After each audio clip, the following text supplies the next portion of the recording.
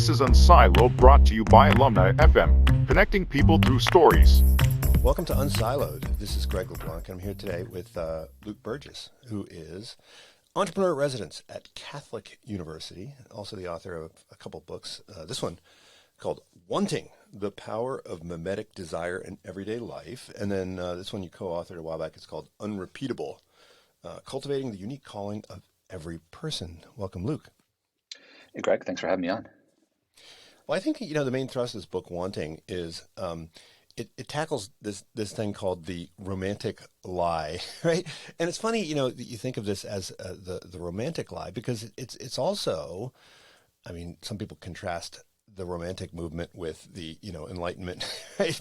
Because it's also something that the romantic movement shares with the kind of Enlightenment view of man, which is that they are these individuals and their desires sort of are primary, right? That they kind of bubble up, right? So in economics, which is a field I'm familiar with the most, we usually say there's Robinson Crusoe on his island and he's got these preferences, and where the preferences come from, well, they're just there, and you point out that we have long since known that is a completely incomprehensible view of desire formation, but that for some reason we still sometimes carry on as if that is the case, right? And so people want to be authentic, meaning they want to, right, figure out what they really want and so forth. And they fail to understand the embeddedness or the extent to which their desires are shaped by their surroundings and by their society. And of course, you talk about this as mimetic desire, and there's a whole theory of mimetic desire. But there's a couple other strands, I think, in the book. It's not just where the desires come from, but it's also kind of the quality of the desires. So you talk about thick versus thin desires, and then you also talk about these desires that you don't use this term, but are kind of rivalrous versus non-rivalrous, right? And I think you use the term freshmanistan and celebristan. So we got lots of stuff to dig into, but maybe we can back up, because you were a founder at one point, right? You started a lot of companies. You were a serial founder and entrepreneur, and then at some point you kind of made this shift, right? Now you're an entrepreneur in residence, but I think more importantly, you're an author and a thinker, and you're trying to do something else with your life. So could you just talk about what happened there? Why did you sort of abandon the work of the founder and become more of this professional thinker? Yeah, I'm doing a lot of sense making now, and doing some of it professionally. But when I abandoned the hyper mimetic startup founder track that I was on, when I was in the middle of building my fourth company in my late 20s, it was because I realized I wasn't able to make sense of my life, make sense of my own desires, the relationships that I was in, why I was pursuing the goals that I was. And, I just took the goals that were given to me for granted. And I realized that a lot of the goals that I had to sell a company, right, the proverbial exit, it's this, it's the thing that every entrepreneur in Silicon Valley wants to do. At some point, I woke up and realized that was kind of a silly idea. Like, why would I want to start a company that I'm presumably invested in building because I think it's doing some good for the world? And my number one goal is to sell it and get away from it as soon as I can, to just make money, to go find the next thing. And I realized that I was caught in a really unhealthy cycle, not enjoying going into work every day. And this is the company that I founded. So that's an unnerving and unsettling thing to realize. And I stepped away because I started to just actually do some reflection and introspection around that time for the first time in my life, and realized that, many entrepreneurs are hustling so hard that they don't take enough time to understand the meaning, the why behind what they're doing, and where it's all moving towards, right? Like, okay, so I build this company, it becomes $1 billion unicorn. So what, right? For what? What does that mean for me? What does that mean for the world? Because it's possible to create an enormous valuation on paper without having done a whole lot, Hmm. unfortunately. Um, so I encountered one of the ideas that I encountered was the idea of mimetic desire, meaning imitative desire, and how you use the word embeddedness, which I really like, right? I was embedded in a world, in a culture. At that time, I was in Vegas. I was embedded in a culture uh, of hustle culture, a culture work hard, play hard, and of building things really fast, breaking things, and kind of just struggling to build as fast as possible to to sell. And my goals had also been given to me and were embedded in that culture. And I knew that I needed to pull away from it and create some spiritual distance, so to speak. Hmm. And I did that in various ways. I did it by putting some boundaries up in my work life. I typically would work till midnight every single day, and then woke up at 6 a.m. and went to the gym and did the whole thing all over again. So I put some boundaries in place. I realized that I really, really enjoy philosophy and theology, and reading the classics that I totally brushed off in high school. I felt this pain that I had done that as I started to delve back into them, and it awakened something within me, which in the book I call thick desires, to really imbibe some of that classical wisdom. And then I began to feel like I had two selves, right? I have Luke, the startup founder self, and then I have Luke, this person who is really craving true wisdom, not just lifestyle hacks, on podcasts and stuff. So that caused this really healthy tension, frankly, but also it was a struggle. And I ended up stepping away from the entrepreneurship for a while to really explore myself, my family, who I was, where my motivations were coming from. Some of them healthy, some of them not so healthy. And I realized that I had an incredibly complex and fairly messy life that needed some cleaning up, some untangling of my conflicting and rivalrous desires, and that sent me down the road that I'm really still on today. Well, I mean, look, you mentioned that you cannot escape mimetic desire, right? I mean, you have to deal with this, and you walk through some examples that how we've learned over the years the extent to which we are imitative creatures, right? So the minute we Hmm. come out of the womb, we start mimicking facial gestures, right? Like we are imitation machines, and this is what makes us uniquely human, right? And this is how we learn. And if you were to discover that all of your desires came from elsewhere, I mean, you're not born wanting to be an entrepreneur. You're not born wanting to, wear a particular type of clothing. You're not born really with any desires other than the desire to get some milk, I suppose. Um, you know, what's the problem with that, right? It's not a bad thing that your desires come from, outside of yourself or are shaped by others, right? So is what when we talk about mimetic desire, I mean, sometimes that discovery leads to some distress maybe and some concern. So how do we evaluate? I mean, is knowing that your desire comes from outside of the self and that you're engaged in this imitative behavior, is that enough, right? Is that awareness enough, or does it help you to sort through which desires are desirable and which ones are not? Yeah, I think the awareness is a first step, but it's not enough. The Hmm. intellectual awareness is a first step, and we should just take a step back here and clarify, one thing. You talked as you had a great open and mentioned, this constructivist view of the self, where, I'm kind of born this blank slate, and I construct everything about myself from the ground up, including my own desires, right? I just kind of Hmm. invent them out of thin air. Um, and then the other flip side of that, the other extreme, is kind of this top down. I'm embedded in this world, and I'm just kind of some automaton. Like I'm completely determined by my environment, right? Like Hmm. everything is given to me by my environment. I think that those are two extremes, And this is kind of debatable, even among scholars of René Girard, right? To what extent are we just completely driven, by mimesis? I think the answer is in between, right? Somewhere in the middle.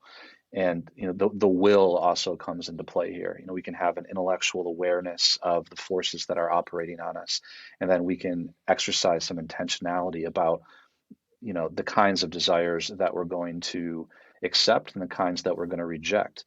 Uh, in philosophical terms, we can sanction our own desires and sanction our emotions. Things come in, and then there's kind of a space there where we can decide what to do with them, right? If you feel like you don't have any agency, then that's a whole nother discussion. But to the extent that you understand yourself to have that agency, we can make a decision about what to do. I think that it wouldn't quite be correct to say that, we don't have any desires that are inherent. Aristotle, all the scholastics would say they call them appetites, not desires, right? We have an appetite for truth. A baby has an appetite for nourishment, right? Humans have an appetite for happiness. We desire happiness, right? Aristotle would say. So that there is some desire there that's pushing us towards some ultimate goal. Let's call it happiness, right? We're unfolding. We're constantly looking for happiness. We can make decisions that would appear to make us happy, that actually don't, because we misperceive in all kinds of ways. And I think one of the most useful frameworks for understanding mimetic desire and how desire can go astray, because it is a bit unnerving when you learn about this. Like you start to wonder, to what extent have I been the agent in this life that I've created?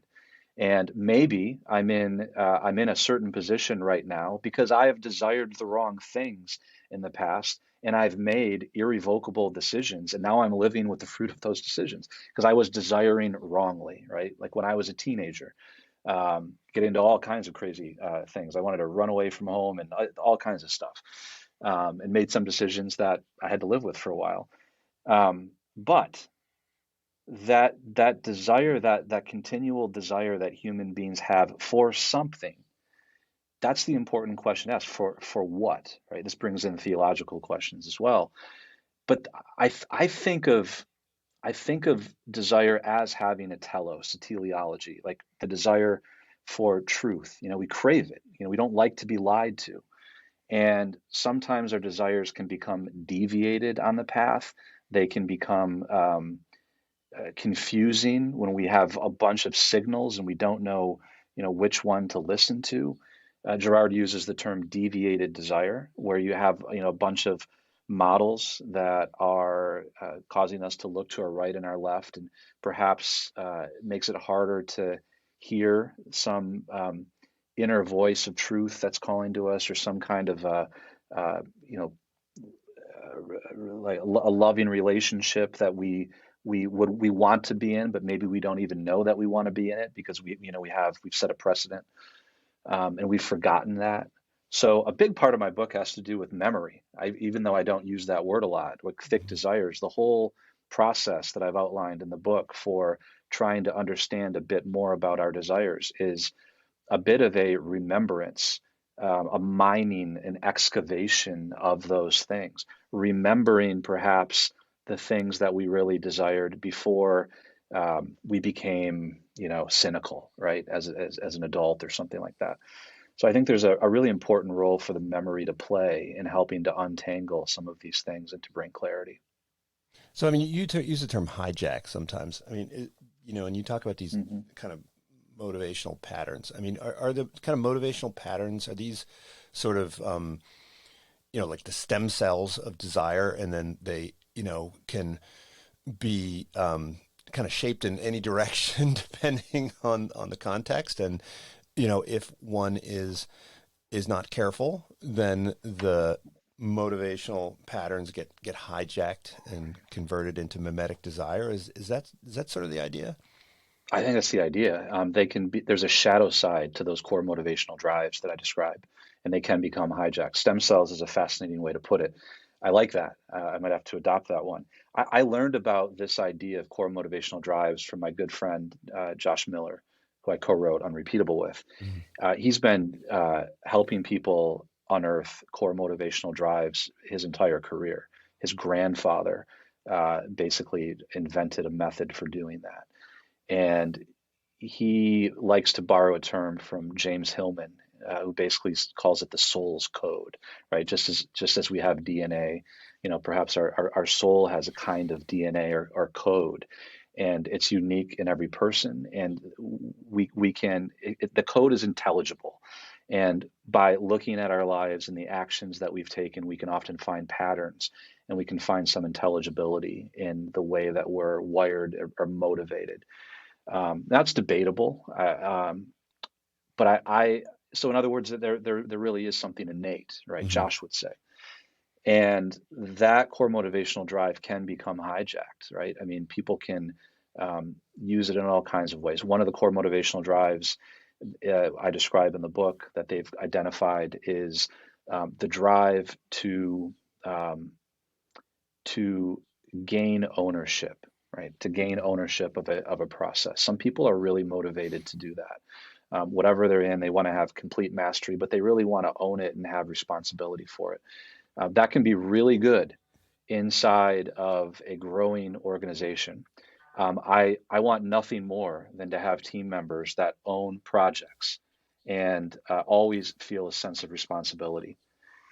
However, um, I've also met somebody whose idea of gaining ownership was to, uh, gain ownership over people he was dating, and then as soon as he gained the ownership, he would move on, right, and, Mhm. and entered into incredibly unhealthy relationships. So I would say that was a shadow side manifestation of what could be a core motivational drive that is good at its core, but can be exercised uh, in ways that don't actually bring long-term satisfaction. I like the analogy of the stem cells a lot. Well, I teach a course called Behavioral Finance, and big part of that course is about bubbles, right, and fads and fashions, right, and how they kind of emerge and then crash and burn. And the whole idea is that there's this positive feedback mechanism where if I'm trying to figure out, and it's rooted in biology, right? You're trying to figure out, right, what should you eat? So you look around, you see what everybody else is eating, and so you eat that, right? And this makes sense, right? It makes sense in a lot of ecologies when you're trying to navigate an uncertain environment, right? You want to learn from others, and we map over the functional aspect of that into the lean startup movement, for instance, which you talk about in the book, right? Which is you need to open yourself up to feedback. You need to open yourself up to learning. You need to observe others, and from that observation, figure out kind of which direction you ought to be going. But of course, that thing can be hijacked, right?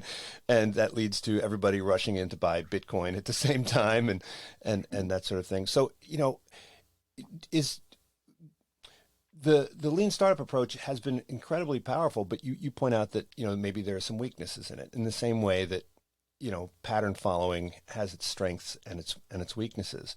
So how can you distinguish or discern, right?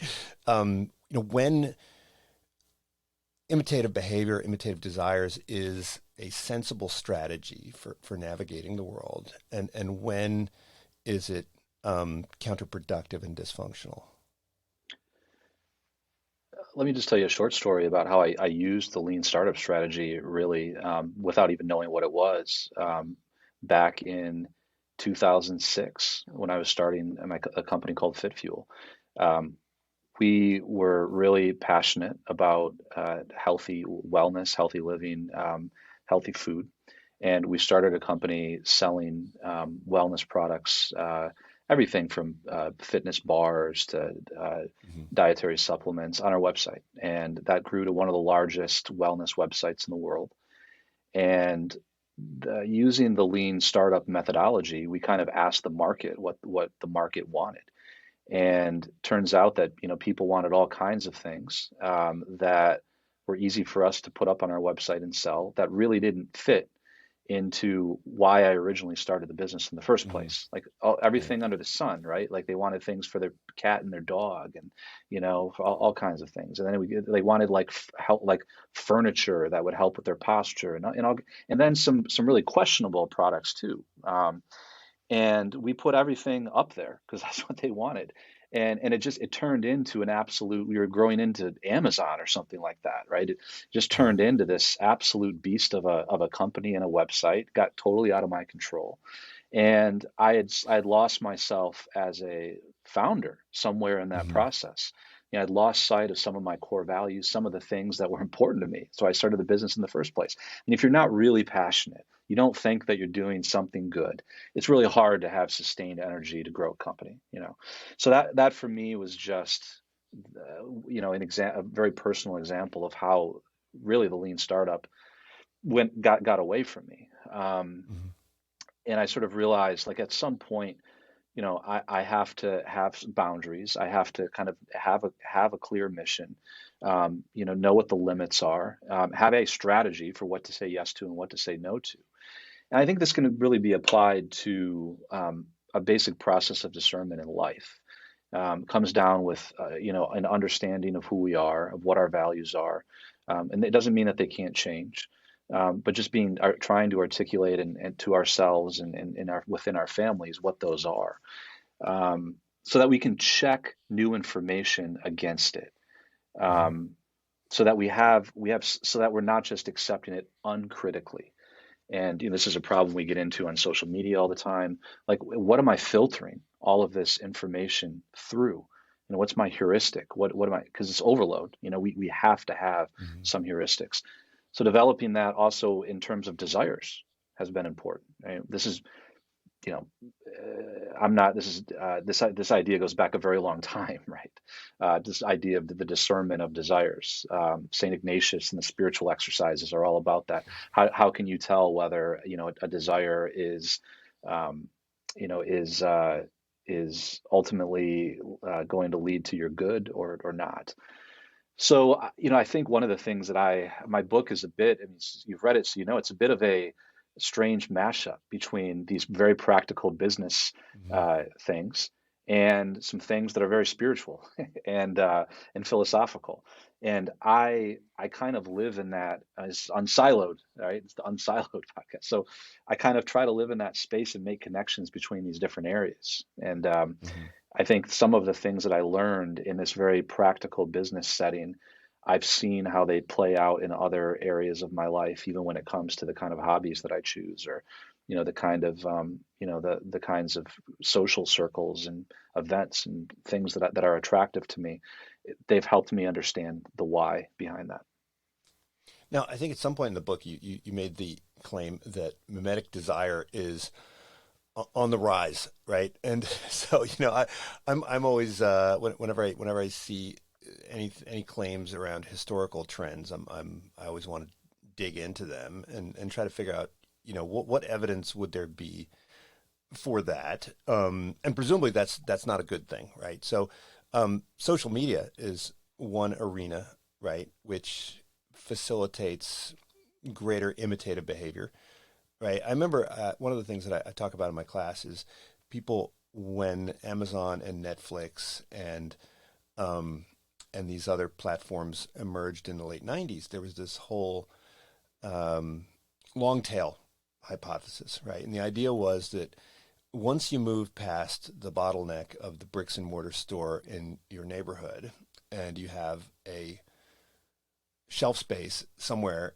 that caters to the entire country, now all of a sudden people with exotic, bizarre, and individualistic um, preferences would finally have the ability to satisfy them, right? Because it would become economical for these companies to service them. But we've actually seen the opposite empirically, right? The long tail has shrunk, and we actually and this is, I think, surprised everybody, right? That the best sellers represent now an even higher percentage of merchandise than we had before the internet, and the explanation that is offered is that now we can see what other people are doing, right? And so we see the positive feedback of imitative behavior accelerating. So, I mean, if everyone is kind of wants to be different and unique, how is it possible that we're all maybe imitating even more than we did in the past? Yeah, these things are tricky when it comes to the, empirical evidence of imitation, but I think that we have some, right? I mean, that's a great example. Products and bestsellers. It's a little more, it gets trickier when we get to the level of ideas Uh-huh. and phrases and language. And I Mhm. certainly think that social media is driving um, imitative behavior when it comes to rhetoric, when it comes to emotion, and when it Mhm. comes to ideas and ideologies, right? I think it's clustering people and leading to not just bigger clusters, but more clusters. And that's interesting because like the mimesis is almost happening at a smaller level now. You can have somebody that somehow forms like a very small cluster of 500 or 1,000 people that read their newsletter or whatever, and the mimesis can happen at these smaller and smaller levels to the point where we lose sight of what's actually going on as a society as things begin to go underground. At least some things begin to go underground. One of the reasons that I think that the mimesis is increasing is due to a breakdown in or a change, a phase transition between the two different kinds of imitation that René Girard talks about. And he talks about uh, the kinds of imitation where the model is an external mediator, in other words, external to our world, where we don't have any possibility of coming into contact with them because either they're deceased, we won't physically come into contact with them, or there's just a great kind of existential space between us. Now this is the Celebristan that you talk I, about. I nickname it Celebristan. Yeah. So grew up watching Brad Pitt, and I was in theater and an actor when I was a kid. I did a lot of acting, and he would clearly be in Celebristan, for me. Um, One of the marks of Celebristan is that there's no direct competition and that there's no interaction, right? I can imitate Brad Pitt, he's not imitating me back. So there's not this kind of fear of what Gerard would call like reciprocal imitation, which leads to rivalry. The But other there world, would still, but there's still, right. If you're trying to get the new, John Morant shoes, and I'm trying to get the new John Morant shoes, then there's going to be kind of, rivalry between the two imitators, right? between the two imitators, right? So Yeah. that assuming that we know about each other, right, Yeah. and Yeah. that we're aware of one another, but that's exactly what the other kind of imitation is. Assuming that we are aware, that kind of imitation is what Girard calls the internal mediation of desire, because we're mediating desire to each other from inside of, let's call it, the same world. Um, I might see that you purchased the new John Morant shoes, and that will affect me in some way. And then what I do, you might respond to it. Maybe I get the latest version.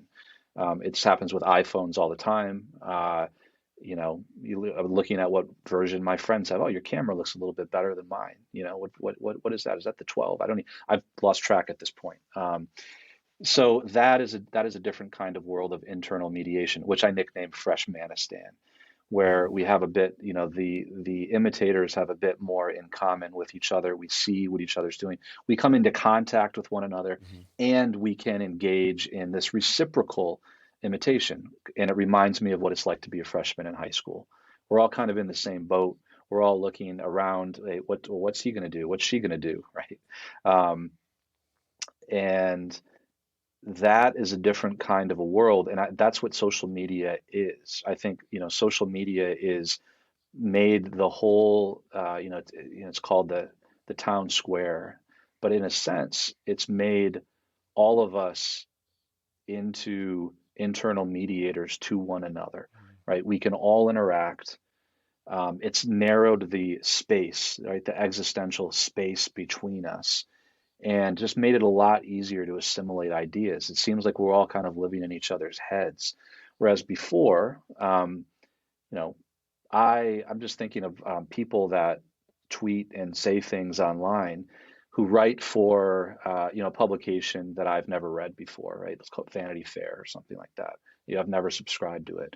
Now all of a sudden, I can't help but not see them up on my feed. What they say is served to me. I'm just dealing, probably for some very good reason. They're probably saying something that I'm interested in, and it's just made it a very, very difficult world to navigate at this level of desire.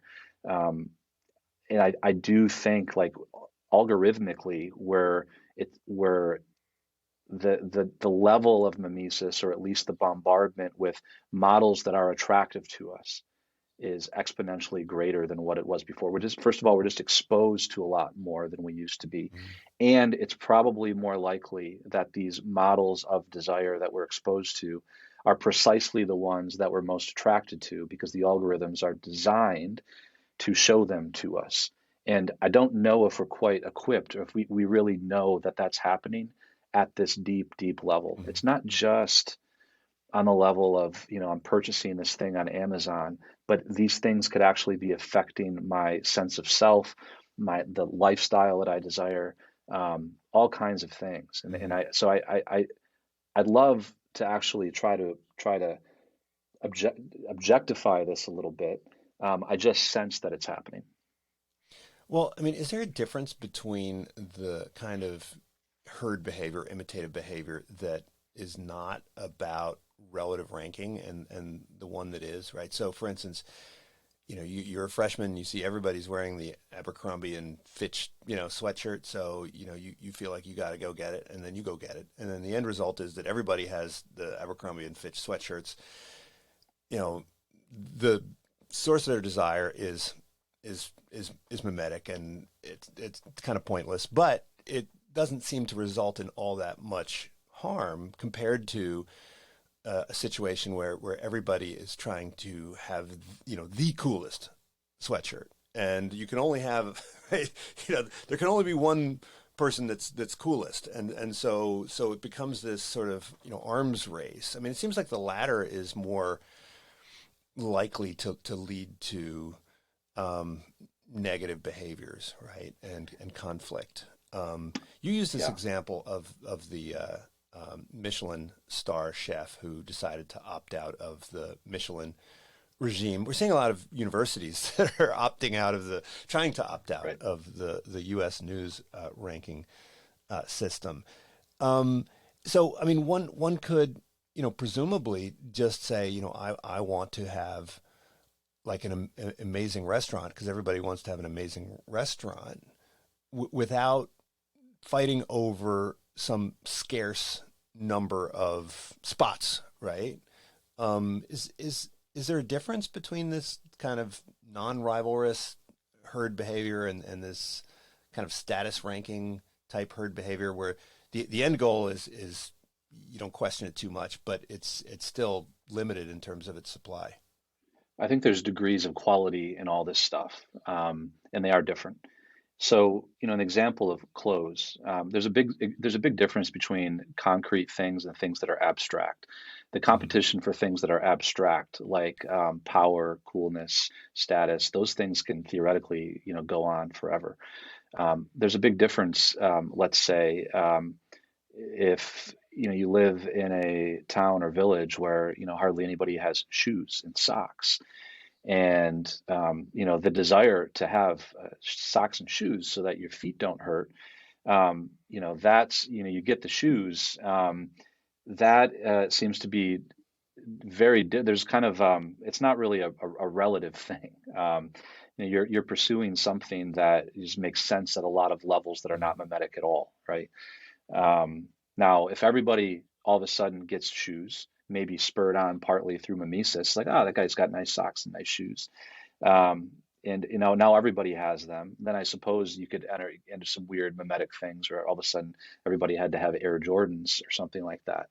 But there's something different in kind when it comes to status, and I think the Michelin system, especially in France, is a good example of that, because by Sebastian Bra's own admission, he had built the restaurant that he wanted to, and an incredible restaurant serving the purpose that he set out for, making creative dishes, showcasing the ingredients from where he grew up in the Aubrac plateau, and uh, and to the extent that other people wanted to do that, I think he would be all for it. Like, great, I would love more amazing restaurants here in West Michigan where I live.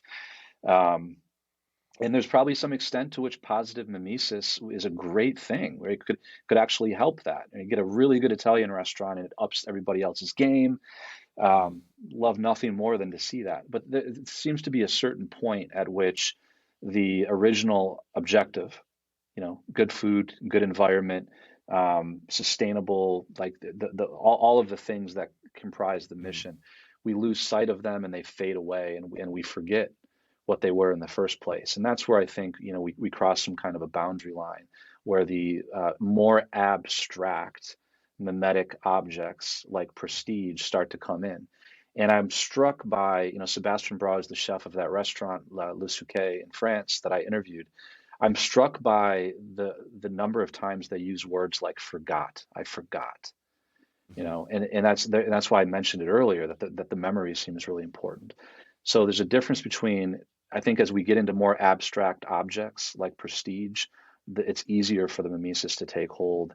And then there's this element of forgetting what the absolute measure was in the first place. Like, when is enough enough, right? It's kind of like somebody that says that they want to lose weight. Well, how much, right? And what are you going to say when you get there? Are you going to, now it's the moving goalpost problem is a real problem when it comes to mimesis, especially when we're not clear about what the objectives are.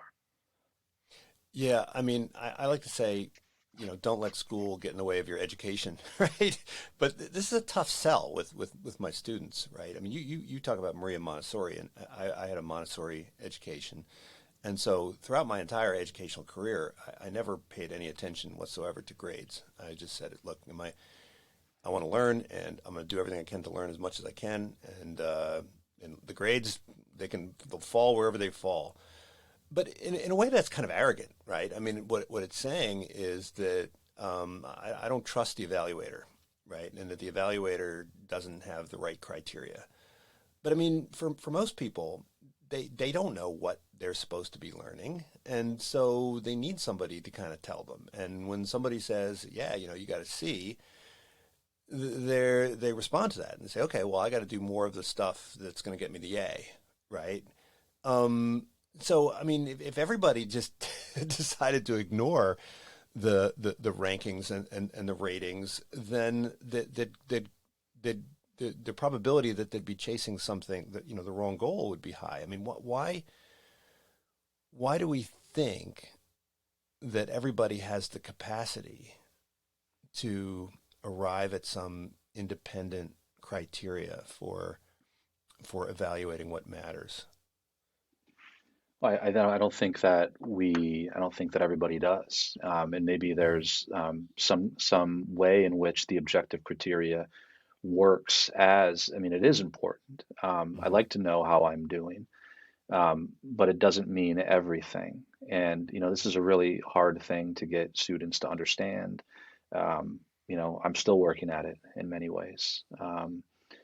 And to what extent is a grade a measurement and a tool that can help us gauge where we're at, but doesn't determine, our worth.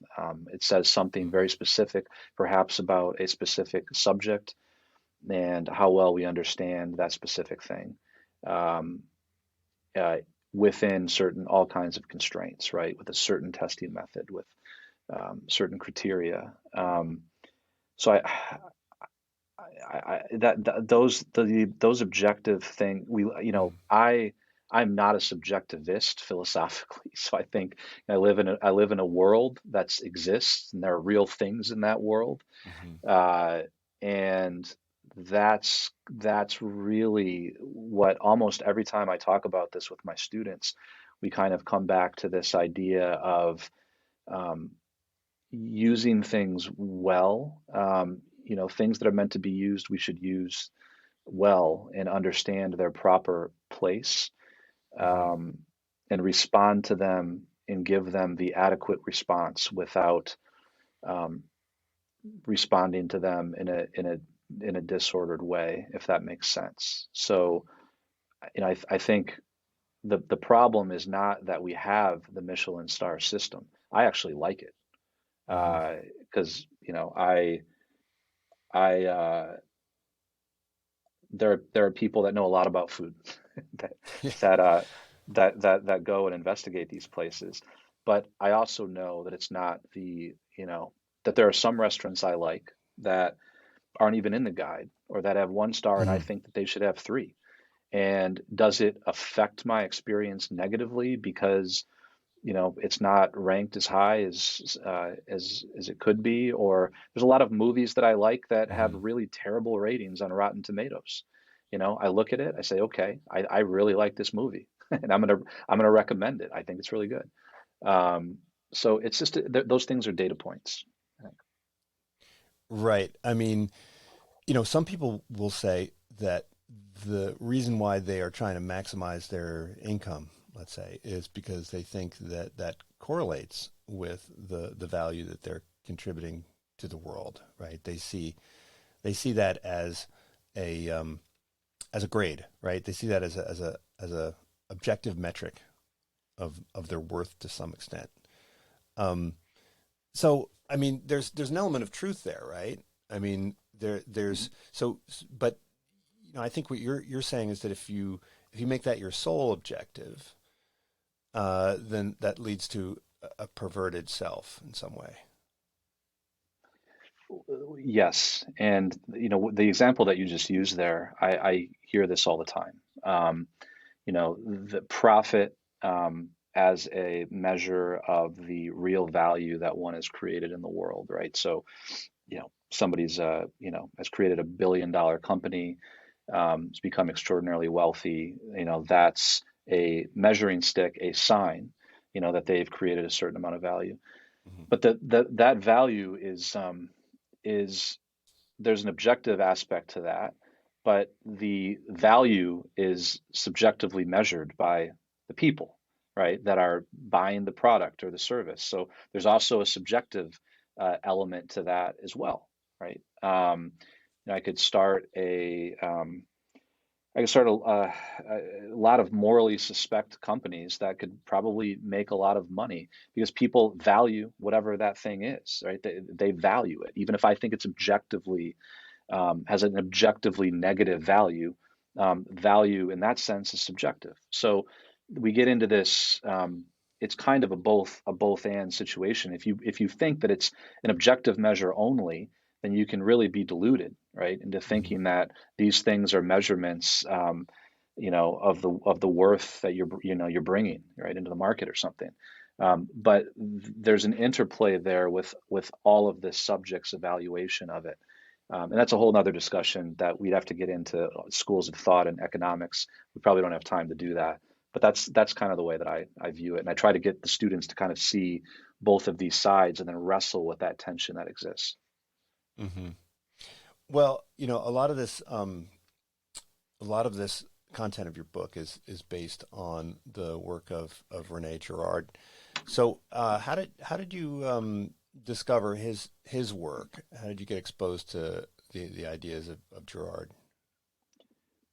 I was on a week-long silent retreat, and I met with a retreat director every day who was assigning me readings. And this was a spiritual silent retreat. So all the readings were from scripture. They're from the Bible. And a lot of what I didn't know at the time was that this retreat director was a Girardian. He was a scholar of René Girard. And at various points, the readings I came to see later were all had mimetic aspects to them, right? So you've got Eve eating the forbidden fruit in the garden. She didn't come up with that idea on her own. That was a desire that was suggested to her by the serpent. You have the mimetic story of Joseph and his brothers, where he's sort of turned into a scapegoat, all kinds of things. So on and on and on. And I'm reading all of these, and at the very end of this retreat experience, he suggested that I finally read René Girard. And he said, I think Girard might help you find some patterns in some of these stories. And he did. So I read, one of Girard's books called I See Satan Fall Like Lightning, probably his most theological work. And I began to see some of the stories that I was meditating on for that week. And I saw the way that usually negative mimesis that leads to conflict and violence was playing out in those stories. And then I got my hands on everything that I could possibly read by René Girard, and I realized the breadth of his work spanned, scriptural studies, theology, literary, analysis. His very first book was called Deceit, Desire, and the Novel, and it was a look at classic works, mostly of French literature, and showing the way that mimetic desire drives a lot of these plot lines. I saw the sheer breadth of Girard's work. He was this tremendously unsiloed, interdisciplinary thinker. Those are the kinds that I'm always most attractive to. And I saw the same truth, the core truth that he was describing, which is really, the mimetic nature of human desire in all of these different domains. And at one point that made me skeptical. It's like, well, this is kind of like a theory of everything, which I'm always a little skeptical of. But then I started to see it in my own life, and I thought, this is probably the most powerful mental model that I've ever come across that explains all of these varied things, and is also, I've seen this phenomena play out time and time again in my life, and then it became extraordinarily real for me. Now you offer up a bunch of these tactics. One of the tactics that I didn't see there was, go read some novels, because I think that would probably be what Girard would say, right? Go read Proust, right? Go read a lot of literature. So maybe we could talk about some of these tactics. So what is the goal of the tactics, and how did you come up with this set of recommendations for people? These are all things that I've used in my own life. So the list is not complete. I think the one that you mentioned is a fantastic tactic, particularly because uh, most people read nonfiction these days. Mhm. The amount of readers of fiction, especially among men, is really low. It's going down. So I think it's an anti-mimetic tactic in a sense, and I think some fiction is better than other fiction for scenes. Some Proust is great. Uh, Again, I offered 15 because they were as I reflected on, how have I actually grappled with this core question of mimesis in my own life? These are all things that at various times I've implemented, and this book came out 2 years ago, and I've probably heard of 50 that people have told me about that aren't on this list. I mean, these are just 15 that I was limited by space. This book probably would have been 3 times as long if it was up to me, but my editor didn't like that idea. But it's been really interesting for me to hear other things that people, have done, including travel. That's another one that I'd put on the list because, travel, we are embedded, in a time and a place and in a culture, and travel exposes us to things that are very different than what we're used to, right? I think mimesis plays out in a very different way in some different countries. Like it plays out very differently in Japan than it does in the U.S. Um, and depending on the cultural kind of structures. So I think travel is an important one because it takes us out of whatever freshmanistan we're in or where we spend most of our time, and brings us into contact with places where the dynamics and relationships play out in totally different ways. Yeah, and I think, I mean, reading literature and history, particularly literature from different time periods and cultures, is a way of traveling without leaving your home. It absolutely is, and that journey that I described at the beginning of our conversation, when I took a sabbatical, I stepped away, and I had these boundaries with my work life. I was just doing a heck of a lot of reading, and a lot of that reading was fiction. It was literature because it transported me away from really an environment that I'd come to see is not extraordinarily healthy. Hmm. Right. And so among the tactics, I mean, you talk about sort of silence, right? And retreats Hmm. and, getting away. Um, I mean, it seems like, people now spend a whole lot less time, right, in sort of a state of silence, right? I mean, we have, I mean, depending on how you define silence, I mean, we have our phones at the ready, right? We have information at the ready. I mean, it seems like people don't even get bored anymore, right? I can remember the day when, you'd be standing at the bus stop and you'd have to kind of think, right? And it's like Hmm. now the Hmm. minute you're if you're at the bus stop, you whip out your phone and maybe after a second or two, right? And so, I mean, how important is it that people carve out time for reflection? Yeah, it's critical. We don't. I mean, most people bring their phones into the bathroom with them, right? All of those little odd moments throughout the day that we would have to just be with ourselves um, are gone because we can distract ourselves by whipping out the phone in our pockets. And I think part of that's because a lot of people are scared of themselves, or maybe have not spent a lot of time with themselves, and they're afraid of what they might find in their own heads. And there's this, smartphones are great means of diversion. Um, I think people are starting to see that this is a problem. Um, uh, and for instance, I've been invited to an event here in Michigan where I'm at next month, where they're saying no phones during this 2-hour event that I'm going Hmm. to. Right? It's just a rule. Um, I'm already seeing technologies that are being implemented that I mean, it's almost ironic, right? It's like more technologies to help us deal with the technologies that distract us. Hmm. Um, I think people are starting to realize that it's a problem, right? I mean, the Surgeon General has just come out and said that this is contributing to mental health problems in teenagers in the U.S. I, behind the scenes, as an entrepreneur, am actually trying to build some things to help solve this problem. Uh, so I think it's probably the most important thing on the whole list, to be honest with you, Hmm. as a tactic, right? And helping people develop this, the habitus of presence to themselves and to other people.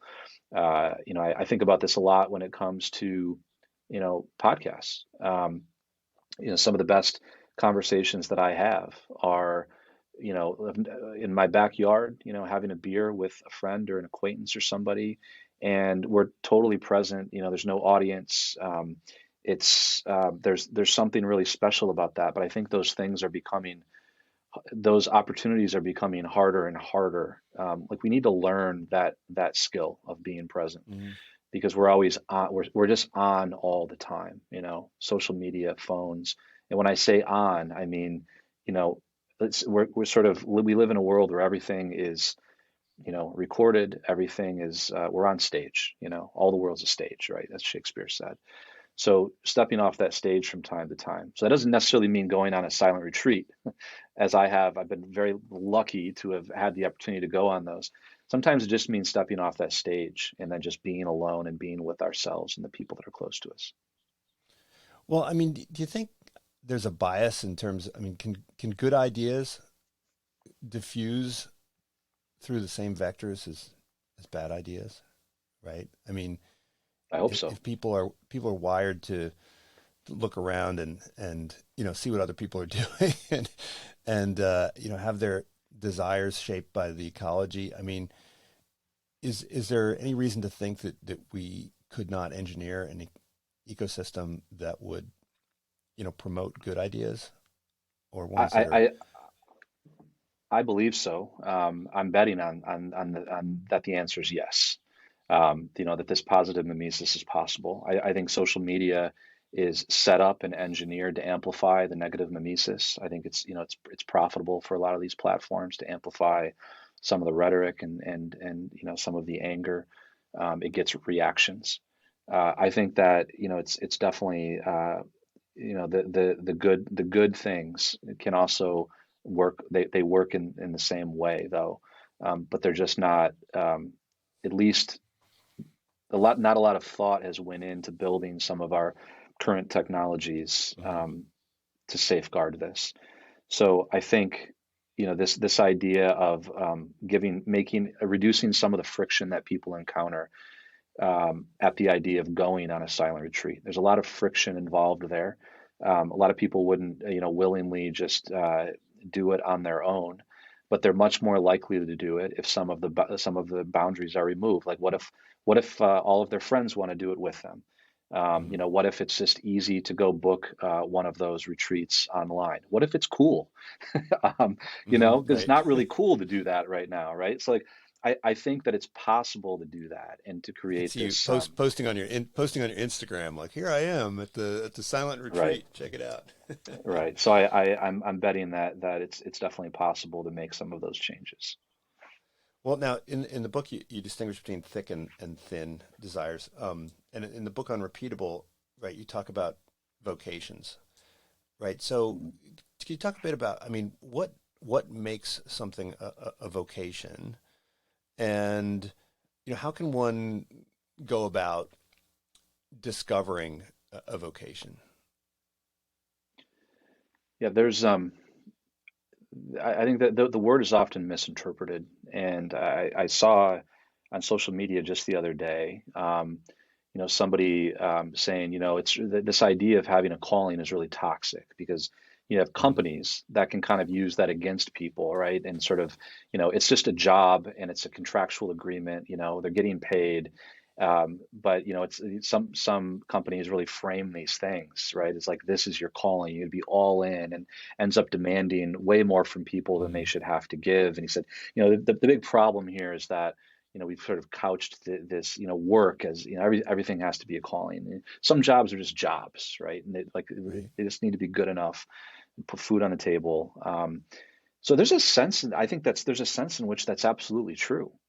Um, when I talk about calling and vocation, I'm really referring to who I am and an understanding of kind of who I am, core motivational drives, uh, developing a sense of self that allows me to navigate the world and make uh, prudent, wise choices about the things that I expend my energy doing, right? What I say yes to, what I say no to, because the demands are more than I can handle. And if I don't have a sense of self, if I don't have a sense of calling, then I'll be totally overwhelmed to say yes to everything, and then I'll end up losing myself.